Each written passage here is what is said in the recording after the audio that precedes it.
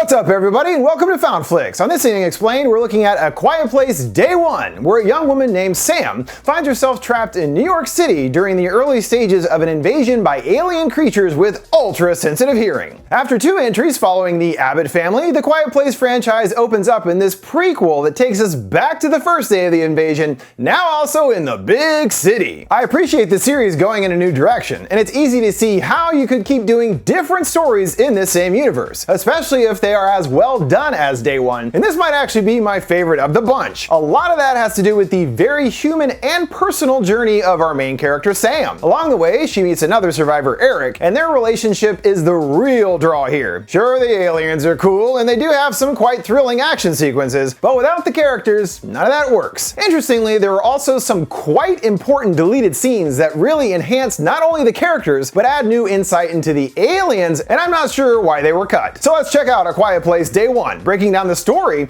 including learning more about the aliens, exploring some pivotal deleted scenes that really flesh out the story, and explaining the ending, along with how it ties into the series as a whole. What comes next? An opening message details just how deadgum loud New York is, giving off an average of 90 decibels, equivalent to a constant scream. The noises build to a crescendo and abruptly cut to silence. We already know those space critters are not big fans of noise, so yeah, that's gonna be a disaster in New York. At a hospice care facility, we meet terminal patient Samira, along with a gaggle of other patients. Ruben asks her to read a poem that she's written, and Sam spits that this place is shit, everything is shit, cancer is shit. That was great, he nods, and gives a little clap, leading to the others to weakly join in. The facility typically seems pretty slow, until there's sudden chaos. As an alarm goes off, the nurse runs by and screams something about a fire. Sam bumps into Ruben, who again thanks her for sharing, even if it was a bit mean-spirited. We can sense that Sam is struggling with her life at this point, and chooses to typically stay alone and not spend time with others. Ruben doesn't like that. Ruben invites her to his show out in the city, and she snarks that she might be dead by then. He's unfazed, wondering when the last time she was there. The last time she was there was supposed to be the last time. He smiles, well, here's another time. Sam plays hardball, agreeing to come along only as long as they get pizza in the city proper. None of that suburb bullish. She leaves to get changed, her trusty cat Frodo following along by her side. Named after the protagonist of Lord of the Rings, obviously, and appropriately here too, as the pair are about to embark on quite an adventure. He complains about the empty food bowl, and she tells him to shush, you're getting too fat. She grabs an iPod off the nightstand, and wow, I haven't seen one of those in a while, and we understand at least partially why she's so prickly, applying a fentanyl skin patch to keep her massive amount of pain at bay. The gang takes a bus ride to the Big Apple, seeing a sweeping vista of the skyline with an ominous graveyard in the foreground. There's another hint of something amiss, noticing jets flying in formation overhead. They unload, leading to Sam's immediate disappointment. It's a puppet show that he's dragged her out to. It's a marionette show, he corrects, and she's still convinced that he hoodwinked her. She takes a seat, and a young boy, Oda, is drawn to Frodo immediately. His dad, a familiar face, apologizes for him. She's fine with it, letting the boy pet the cat. And of course, we recognize the dad from A Quiet Place Part 2. His family had escaped to an island and lived in peace until the climax of that film. More on that later. There he was just called Man on Island or something, but now he has his own proper name, Henry. The show begins, and an old man stumbles on a stage with a case. He pulls out a kinda creepy little boy puppet. It blows up a balloon, miraculously, and appears to float, dancing around the stage. Then there's a loud pop, taking out the balloon, and the boy plummets to the floor. Sam gets a bit emotional, not sure why exactly, and leaves the theater to take a breather. Oh, the beautiful baby boy balloon. She lets out a heavy sigh before opening the door and getting a major dose of that sound of the city that they were talking about earlier. She stops in at a bodega, and an ambulance roars by. The cashier tells her she can't have a cat in here, despite him having one. She finds Ruben on the phone, and the call drops suddenly. He tells her they gotta get back now. Something is happening in the city. But the pizza! She's still adamant about getting a slice and gets upset. He tells her to calm down. I'm your friend. She coldly interjects that you're not my friend, you're a nurse. That awkward moment lingers in the air, and she climbs onto the bus. She looks quite sullen as they roll out, and then come to a quick stop. The sounds outside start sounding a lot more emergency-like in nature, which she can't hear thanks to earbuds. Everyone else starts moving to the back of the bus. Comet-like beams of light dot the sky, and we know it's those aliens invading. One crashes down right into the street in front of her. In the bus, they are overwhelmed by ash and dust. The same goes out in the streets. Sam can't make out beyond a few inches past her face. People briefly emerge from the fog, like a dude with his face mutilated, and another screaming something about a flash before getting yoinked away screaming. A soldier yells for her to take cover, cover, and over the radio the dude screams they're everywhere, and she too is snatched into the fog. Sam takes cover behind a car along with another lady, hearing weird squelching. It's a monster guy searching intently. Another guy foolishly shouts to run and gets attacked. Yeah, you need to figure that out. No talking, alright. Another creature appears, crashing into an ambulance, causing a huge explosion. Pretty much total chaos. After the blast, Sam regains consciousness and begins to cough. A hand quickly covers her mouth, miming to shush. It's Henry. He, along with many other survivors, have holed up in the puppet theater, everyone doing their best to stay silent. Surprisingly, Ruben is also amongst them, the pair sharing an emotional hug. He's glad to see her alive. He also tracked down Frodo too, thank goodness for that. His mom takes him back, giving him some much needed smoochies. A helicopter approaches, and a voice tells him to stay in place. The attacks are deadly. Oh, and make no sound, y'all. Well, they definitely figured that out quick, huh? Their warning proves less than helpful, as the noise of their announcement draws a horde of the aliens, a thunder of footsteps running above. Frodo flips, and when she runs out after him, accidentally crunches a piece of glass. Frodo is right at the door, hearing chittering noises. That was enough to alert it of their presence. The foolish feline doesn't know any better, and jingles a little bell. The alien bursts down the door, howling. It walks in the room and continues clicking, listening intently. It flips over a body right in front of Ruben. It gets its head even closer, mere inches from his face. It opens its inner head to listen even harder, also exposing its weak innards. The chopper is back, luring the creature away, followed by a hell of a lot more. It's a full-on stampede. They pass by, and Sam is finally able to take a breath. She gets cleaned up in the bathroom, wiping all that ash from her face. She checks her pain patch, and it's all withered, coming right off. Well, that's not good. She's gonna have to find some more before too long. She then comes across a lady listening to the radio, and the message is the same: shelter in place and wait for evac instructions. Sam notices that she has a globe covered in little tags, presumably where there have been reports of an invasion, and yep, it's definitely global. There's a rattling boom, followed by another shaking the walls. Ruben and Henry sprint through and up a staircase. There's tons of flashes of bombs being dropped outside. Sam tries to keep pace, but gets weaker and slows her speed. The rooftop gives him a perfect view out into the city. More jets unleash a barrage of missiles, taking out every bridge in sight and effectively trapping anyone here on the island. Some other rando freaks at the sight, screaming they're trapped. Henry quickly rushes to him and covers his mouth. The dude is still freaking, saying in a muffled tone they're gonna die. Henry goes to remove his hand and he screams again, leaving Henry no choice. He smacks him upside the head and seems to accidentally kill the dude. He apologizes that he didn't mean to, and well, it's kinda your fault. Shut up already, ding dong. Sam still wants to continue her pizza pie pilgrimage, scribbling that she's going to Harlem. Ruben shakes his head no, and she reiterates she is getting that pizza. He chuckles, but then realizes what she really means. Sam is dying. Especially now, he tells her to stay, but she stands firm. There's a loud thud, and all the lights cut out. An outrageously loud generator kicks on, and Ruben rushes to find it. He finagles around it to a valve on the back, and is able to shut the whole thing right off. Phew, that was close. Even though the generator somehow didn't draw any aliens, when he goes to leave, Ruben tears his shirt. This emits a teeny tiny noise, but it is still enough to bring an alien right to him, tackling him away. Sam is horrified and beyond shocked. The closest thing she had to a friend gone in an instant. Now utterly alone, she stares down at the note and considers her next move. She decides to follow through with her quest, finding the city now a smoldering mess with massive gaping holes in the streets. She stops off at a store and rummages for supplies before heading back out. The place is truly now a ghost town. She stops to eat and very carefully peels off the lid, the final part letting out a small tearing sound. We see that she's sitting right next to a fountain, which remember acts as protection of sorts from the aliens. They are unable to hear or track anything behind water. She's surprised to see two kids hiding in the fountain. She hops in and hands over a candy bar. They gratefully munch it down, and another heli comes over. The faint voice informs them that boat evacuations are starting now via the South Street Seaport. Make sure to travel with extreme caution. Sam retrieves the kids, telling them to come along. The choppers continue spreading their message. We remain under attack, but notes the attackers cannot swim. Man, they really figured out everything about these aliens in like 2 hours, it feels like. Took Krasinski years to get to the same point. Tons of boats are on the way to tote people away. There's also a bunch of aliens on the way too, all making quick work of the city's terrain. Sam and the kids run down a set of stairs into a little alcove and waits for the gang to pass. She starts back upstairs and another creature drops down. She stays silent as it listens and growls, everything obscured in smoke again. She cautiously turns to look back and the coast is clear. She comes across across another scraggly dude along with a mass of survivors all shuffling towards the docks. It's actually a staggering amount of people, and I'm already going,